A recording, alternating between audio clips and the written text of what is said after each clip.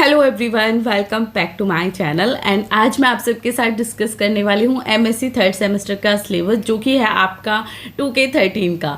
New starting है, new batch है, तो क्यों ना एक नए तरीके से इस सेमेस्टर स्टार्ट करा जाए। आप सब हमेशा मेरे हैंड से ही पढ़ते आ रहे हो और उस चीज़ को भी आपने अब तक सपोर्ट किया है, तो अब तो बहुत ज़्यादा अच्छा रहेगा आपके लिए, क्योंकि बाय फेस जब हम समझते हैं हमारे लिए चीज़ों को समझना बहुत ज़्यादा ईजी हो जाता है, उतना डिफ़िकल्ट हमें नहीं रहता कुछ भी करना। ठीक है, अब एमएससी थर्ड सेमेस्टर का सिलेबस करने वाली हूँ, तो मे बी आपको बहुत ज़्यादा डाउट होंगे इस सिलेबस में, मैम कहाँ से क्वेश्चन आएगा, कहाँ से नहीं आएगा, वो सब भी डिस्कस करूँगी। ठीक है, क्या यूनिट इंपॉर्टेंट है, कौन सी यूनिट को नहीं करना है, तो वो भी हर एक सब्जेक्ट की इसमें मैं शेयर करूँगी।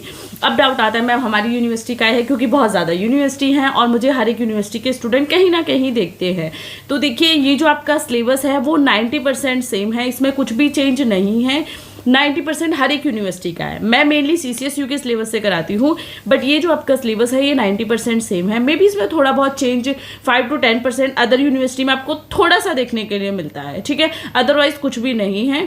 फिर भी आपकी यूनिवर्सिटी में कोई चेंज है तो आप मुझे कॉमेंट कर दीजिएगा, वो सिलेबस भी मैं आपको करा दूंगी। अब यहाँ पे जो क्वेश्चंस आते हैं कि जो टॉपिक है वो कहाँ है, ठीक है, जो आप PDF शेयर कर रहे हो सिलेबस की वो कहाँ मिलेगी, तो उसके लिए आप मुझे इंस्टाग्राम या टेलीग्राम पे डायरेक्टली कांटेक्ट कर सकते हो। लिंक वीडियो के डिस्क्रिप्शन में मैं मेंशन कर दूंगी। ठीक है, स्टिल कोई डाउट है तो प्लीज़ कॉमेंट कर दीजिएगा। चलिए सिलेबस को स्टार्ट करते हैं। तो देखिए, एमएससी थर्ड सेमेस्टर का सिलेबस है। सबसे पहला जो आपका सब्जेक्ट आता है इसमें वो आता है फोटो केमिस्ट्री। फोटो केमिस्ट्री बहुत इजी है एंड मोस्ट इम्पॉर्टेंट थिंग, अगर एमएससी में किसी सेमेस्टर में बहुत अच्छे मार्क्स आ सकते हैं तो वो आपका थर्ड सेमेस्टर है। थर्ड सेमेस्टर में आप जितना चाहो इतने अपने मार्क्स को इंक्रीज कर सकते हो। 70 to 80% बहुत अच्छे से मार्क्स आ जाते हैं, यानी कि आप बहुत ज़्यादा हार्डली स्टडी नहीं करते हो, बहुत ज़्यादा टाइम नहीं दे पाते हो, सिर्फ मैं आपको इंपॉर्टेंट बता दूं उसी के अकॉर्डिंग अगर आप स्टडी करते हो तो आप इजीली 70 to 80% एमएससी के थर्ड सेमेस्टर में ला सकते हो। तो आपका फर्स्ट सेमेस्टर कैसा भी रहा हो, आपका सेकंड सेमेस्टर कैसा भी रहा हो, थर्ड सेमेस्टर में थोड़ी सी मेहनत कर लेना, जिससे कि एमएससी की परसेंटेज ऑटोमेटिकली इंक्रीज हो जाए। ठीक है, तो चलिए, फोटो केमिस्ट्री की जो यूनिट फर्स्ट है आपकी वो है बेसिक ऑफ फोटो केमिस्ट्री। तो इसमें आपको चीज़ों को समझना है, लाइक एब्जॉर्प्शन क्या होता है, एक्साइटेशन क्या होता है, फोटोकेमिकल लॉज क्या होते हैं, क्वांटम यील्ड क्या होती है। ठीक है, और ये पूरी यूनिट इंपॉर्टेंट है, इसमें से कोई भी ऐसा नहीं है कि जो आपको नहीं करना है, जो आपके लिए इंपॉर्टेंट नहीं है। ठीक है, दैन फोटोकेमिकल रिएक्शंस हैं, यहाँ पे रिएक्शन है बहुत इंपॉर्टेंट है। मैं आपको डेली अब ऐसे ही क्लास कराऊंगी। अब आप पे डिपेंड करता है आप कितना मुझे टाइम देते हो, कितना फोकसली आप क्लासेस को देखते हो। ठीक है, डेली एक क्लास मिलेगी, हर एक टॉपिक को, हर एक सिलेबस को फ्री में कराया जाएगा और PDF आपको इंस्टाग्राम या टेलीग्राम पे मिल जाएगी। मेनली तो मैं टेलीग्राम पे शेयर कर देती हूँ, बट बाई चांस नहीं हो पाती है तो आप इंस्टा पे मुझे DM कर दीजिएगा, वहाँ पे मैं आपको पर्सनली भी शेयर कर दूंगी। बट आफ्टर क्लास, अगर आपने वो क्लास देखी है, उस क्लास की लिंक मुझे शेयर करके बोलना है कि मैम हमें इसकी जो PDF फॉर्म है वो चाहिए, तो आपको मिल जाएगी। ठीक है, आप चाहो तो इसे नोट डाउन भी कर दीजिएगा। ठीक है, या इसे नोट डाउन कर लोगे तो आपके लिए इजी रहेगा। ठीक है, चीज़ों को समझना। या थर्ड यूनिट पे आ जाते हैं। देखिए, अब तक अलग तरीके से क्लासेस होती थी मेरे लिए, हालांकि वो ज़्यादा टफ पड़ता था। चीज़ों को सामने से समझाना मेरे लिए इजी है और आपके लिए समझना भी इजी है। तो अभी चीज़ें नहीं स्टार्ट करी हैं तो उसी अकॉर्डिंग प्रॉपर्टीज़ भी हैं, अभी लैपटॉप में ले रहे हैं, आगे फ्यूचर प्लान है तो उसके अकॉर्डिंग चीज़ों को शेयर किया जाएगा। थर्ड यूनिट है properties of excited state. Again सारे टॉपिक इंपॉर्टेंट है, कोई भी ऐसा टॉपिक नहीं है जो इंपॉर्टेंट नहीं है या आपको नहीं करना। ठीक है, जिस यूनिट का जो टॉपिक आएगा पूरी यूनिट में क्रॉस करा दूंगी कि ये नहीं करना, बट उसके लिए आपको पूरी क्लास को देखना है। ठीक है, डिटर्मिनेशन ऑफ रिएक्शंस, ठीक है, इसमें आपके इंपॉर्टेंट है सभी। Next one is photochemistry of alkenes. देखिए, इसमें से जो मोस्ट इंपॉर्टेंट है वो है रीअरेंजमेंट ऑफ 1,4-डाइईन एंड 1,5-डाइईन। अदर टॉपिक को आप नहीं भी करोगे तो चल जाएगा, बट ये आपको बहुत इंपॉर्टेंट करने हैं और मैंने क्लासेस शेयर कर रखी है। फोटोकेमिस्ट्री की प्लेलिस्ट देखोगे ना, आपको वहाँ पे मिल जाएगी। नेक्स्ट है फोटोकेमिस्ट्री ऑफ कार्बोनिल कंपाउंड। इसमें आप एक पैटर्नो-बूची रिएक्शन कर लीजिएगा और अदर यूनिट को स्किप भी कर दोगे तो भी चल जाएगा। ठीक है, photochemistry of aromatic compound. Aromatic compound की सिर्फ फोटोकेमिस्ट्री एक छोटा सा ये टॉपिक है तो वो कर लीजिएगा। अब आ जाते हैं मोस्ट इंपॉर्टेंट यूनिट। इस यूनिट का हर एक टॉपिक बहुत ज़्यादा अच्छे से करना है। 10 to 15 मार्क्स के क्वेश्चन इस एक यूनिट से आ जाते हैं, ठीक है। कभी कभी तो 20 भी हो जाता है ये। तो फोटो फ्राइज रिएक्शन एनालिटिक्स की, photo fries rearrangement, Barton reaction, single molecular reaction of oxygen, photochemical formation of smog and photo degradation of polymer and photochemistry of vision, ठीक है। तो ये सभी टॉपिक्स हैं जो बहुत इंपॉर्टेंट है। तो फोटोकेमिस्ट्री हो गया हमारा, जो इसमें इंपॉर्टेंट नहीं था मैंने आपको शेयर कर दिया। अब देख लेते हैं स्पेक्ट्रोस्कोपी का सिलेबस। बहुत ज़्यादा डाउट होंगे अब कि मैम सेकंड सेमेस्टर में भी हमने स्पेक्ट्रोस्कोपी की है और थर्ड में भी स्पेक्ट्रोस्कोपी है, तो ये क्या है। देखिए, जो आपने सेकंड सेमेस्टर में स्पेक्ट्रोस्कोपी की है उसमें बहुत ज़्यादा फर्क नहीं है, थोड़ा सा चेंजेस हैं। लाइक वो टॉपिक जो स्पेक्ट्रोस्कोपी सेकंड सेमेस्टर में नहीं थे वो आपको थर्ड सेमेस्टर में देखने के लिए मिलेंगे। और कुछ यूनिवर्सिटीज़ में इसमें स्पेक्ट्रोस्कोपी एंड ग्रुप थ्योरी भी कर देते हैं, बट उसमें कुछ कन्फ्यूजन नहीं होना है आपको, ना ही कोई चेंज है, सेम सिलेबस है, ठीक है। अब आ जाओ स्पेक्ट्रोस्कोपी। फर्स्ट यूनिट कंप्लीट करनी है और हर एक यूनिट पे मेरे क्लास भी बनी हुई है, तो स्पेक्ट्रोस्कोपी की प्लेलिस्ट नहीं देखी तो देख लीजिएगा, ठीक है। Most important Beer Lambert law and Fisher Woodward rule सबसे इंपॉर्टेंट जो 100% आपको करना है। आइए स्पेक्ट्रोस्कोपी में इसका इंट्रोडक्शन कर लीजिएगा। एंड ये कुछ स्ट्रक्चर्स हैं, इसमें से 1 से 2 स्ट्रक्चर कर लेंगे, हम करेंगे तो आपको तो क्लासेस देखनी है। देन आपका ORD एंड CD, ठीक है, ये बहुत ज़्यादा इंपॉर्टेंट नहीं है तो मैं बोलती हूँ इसे स्किप कर दीजिएगा, पूरी यूनिट स्किप कर दीजिए, ठीक है। देन है NMR, पूरी यूनिट इंपॉर्टेंट है, कोई भी एक ऐसा टॉपिक नहीं है जो आप स्किप कर सकते हो या आपको स्किप करना चाहिए। और हर एक टॉपिक पे मैंने क्लास शेयर कर रखी है। जनरल इंस्ट्रक्शन पे, केमिकल शिफ्ट पे बहुत इजीली समझाया हुआ है long class, spin instruction, shielding and reshielding. और ये क्लास आपको कैसी लगी प्लीज़ बताइएगा, ठीक है। Proton bonded to carbon, intensity of NMR में भी थोड़ी टाइपिंग मिस्टेक हो, ठीक है, ये यहाँ पे टिक कर दीजिएगा, ठीक है। स्पिन इंट्रैक्शन बिटवीन 2, 3, 4 न्यूक्लियाई सभी के लिए करना है। वर्चुअल कपलिंग भी करनी है एंड न्यूक्लियर हाउजर इफेक्ट भी करना है। यूनिट 5 में आ जाता है C13 NMR, तो इसमें आपको कपलिंग कांस्टेंट करना है, 2D NMR और C13 NMR क्या होती है सिर्फ उसका इंट्रोडक्शन करना है, ठीक है। यूनिट 6 है ESR स्पेक्ट्रोस्कोपी, ये मैं PDF प्रोवाइड करा दूंगी तो उसकी टेंशन नहीं लेना। Hyperfine coupling, spin polarization, spin orbit coupling, significance of G tensor and application of transition metal complexes, ठीक है। या देखिए, जब आप सिलेबस देखोगे ना स्पेक्ट्रोस्कोपी के क्लासेस देखोगे, NMR पे, ESR के इंट्रोडक्शन पे, ठीक है, एंड 2D NMR पे, रमन स्पेक्ट्रोस्कोपी पे आपको बहुत टॉपिक मिल जाएंगे। बट ये जो स्पेशल टॉपिक है ना, spin interaction, significance of G tensor, spin polarization, hyperfine coupling, spin orbit coupling, ये हर कहीं नहीं मिलेंगे। जिसने MSc किया है, जो MSc के अकॉर्डिंग आपको सिलेबस करा रहा है, वही इसे करा सकता है।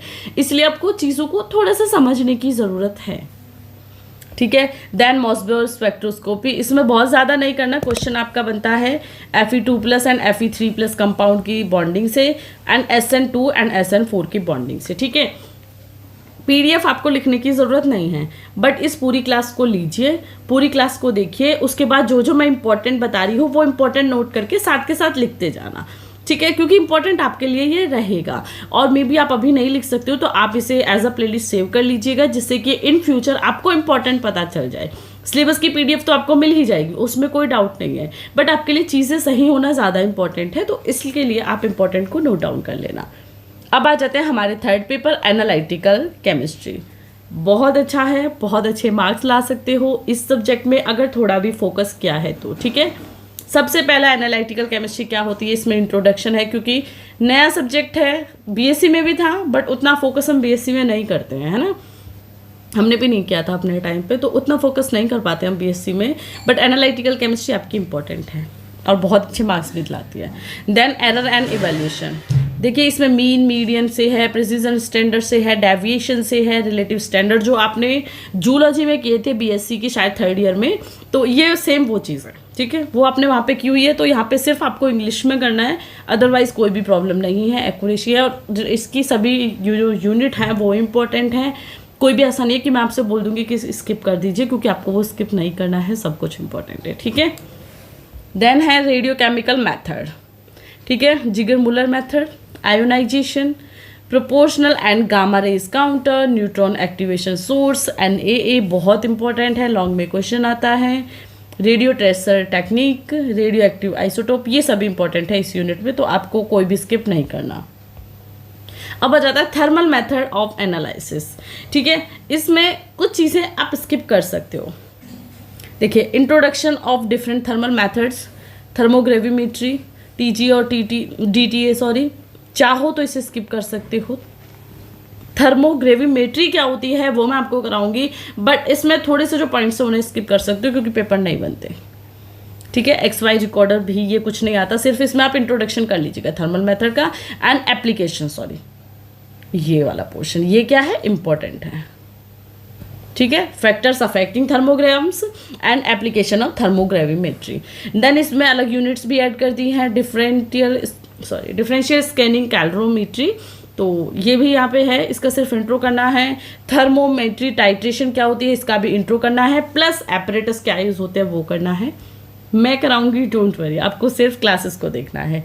अब आ जाते हैं 5th यूनिट जो कि है क्रोमेटोग्राफी टेक्निक्स। ठीक है, ये जो यूनिट है सबसे ज़्यादा इंपॉर्टेंट है और इजी भी है। इजी तो सबके लिए इजी नहीं है, जिसे ये बहुत अच्छे नोट्स मिलेंगे जो आपको बहुत अच्छे से समझा पाएगा उसके लिए इजी है, और जिसके लिए अच्छे नहीं रहे हैं वो तो नहीं समझा पाएगा। ठीक है, और ये मैं बहुत अच्छे से बोल सकती हूँ कि जिससे जो नोट्स मेरे पास हैं क्रोमेटोग्राफी के, स्पेशली TLC और HPLC के, वो आपको कहीं भी ना यूट्यूब पे मिलेंगे ना आपके कॉलेज में मिलेंगे, क्योंकि मेरे पास जो नोट्स मैंने बनाए हुए हैं वो मॉडर्न टेक्निक प्लस जो ओल्ड टाइम के नोट्स थे उन सभी को मेंशन करके बनाए गए थे। तो absorption, partition chromatography, paper chromatography, TLC, HPLC, ion exchange chromatography, ये सभी आपको करनी है। ठीक है, जो लॉन्ग में करनी है वो मैं लॉन्ग में शेयर कर दूंगी, और कुछ शॉर्ट में करने, जैसे कि आयन एक्सचेंज को आप शॉर्ट में कर सकते हो, गैस क्रोमेटोग्राफी को आप शॉर्ट में कर सकते हो, देन साइज एक्सक्लूजन क्रोमेटोग्राफी से भी शॉर्ट में कर सकते हो। अदरवाइज जो सभी हैं वो सभी आपको लॉन्ग में करनी है।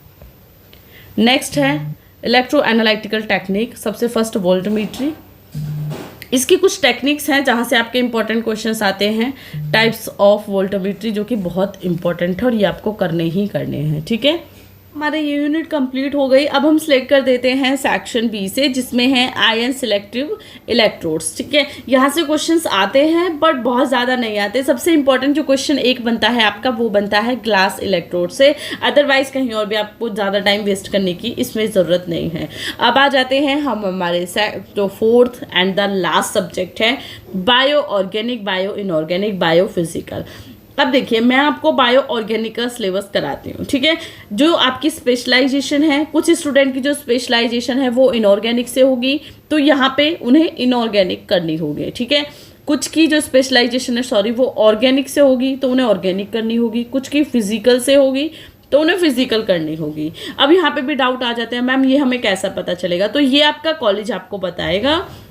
जो आपकी यूनिवर्सिटी होगी वो तो सभी में स्पेशलाइजेशन देती है, तो अगर आप यूनिवर्सिटी से कर रहे हो तो आपकी चॉइस है, आपने फॉर्म फिल किया होगा कि आपको किस स्पेशलाइजेशन से करनी है। बट कुछ कॉलेजेस होते हैं जो कि स्पेशल ही ऑर्गेनाइजेशन रखते हैं कि वो सिर्फ ऑर्गेनिक कराएंगे या इनऑर्गेनिक कराएंगे या फिजिकल कराएंगे। मैंने बायो ऑर्गेनिक स्पेशलाइजेशन से की थी तो मैं आपको बायो ऑर्गेनिक ही कराती हूँ, अदर नहीं कराती। ठीक है, क्योंकि जो मुझे आता है वही मैं आपको अगर पढ़ाऊंगी तो बहुत अच्छे से पढ़ा सकती हूँ। ठीक है, तो चलो बायो ऑर्गेनिक पे आ जाते हैं। और बायो ऑर्गेनिक अगर मैं इजीली बोलूँ तो ये आपकी टोटली बायोलॉजी है।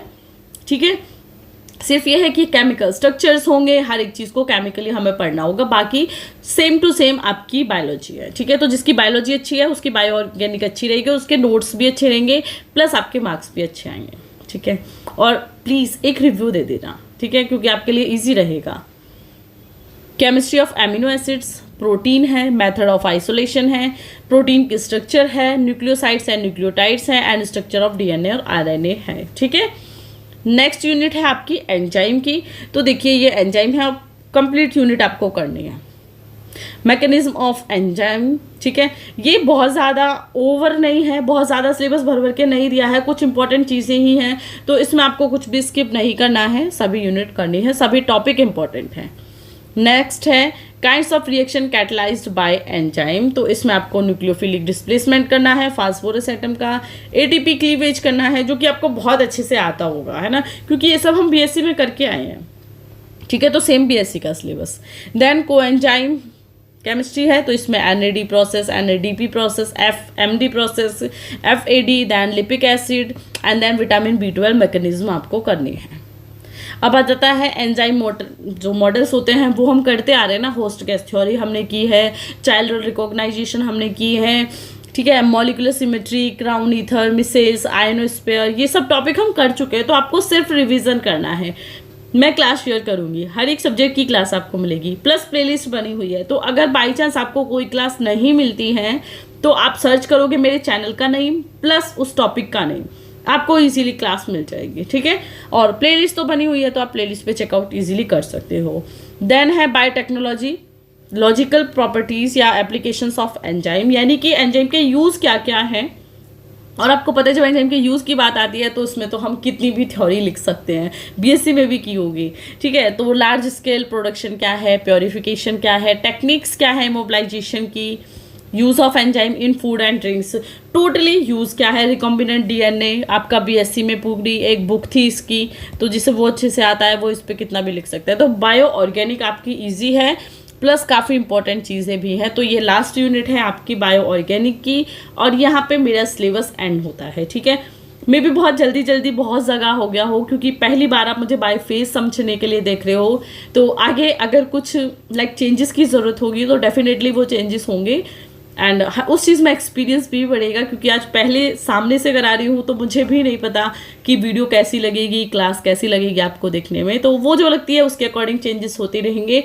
अच्छा लगा, आज ज़्यादा समझ आया या कितना समझ आया, एक कमेंट करके बता दीजिएगा। और क्लास आपको अच्छी लगी हो तो प्लीज़ लाइक शेयर सब्सक्राइब करके इस क्लास को अपने क्लासमेट्स के साथ शेयर कर दीजिएगा। और अब तक मुझे इंस्टाग्राम और टेलीग्राम पे फॉलो नहीं किया है तो PDF नोट्स के लिए ये PDF वहीं पे शेयर होगी, तो मुझे फॉलो कर लेना, ठीक है। So bye bye and thank you for watching.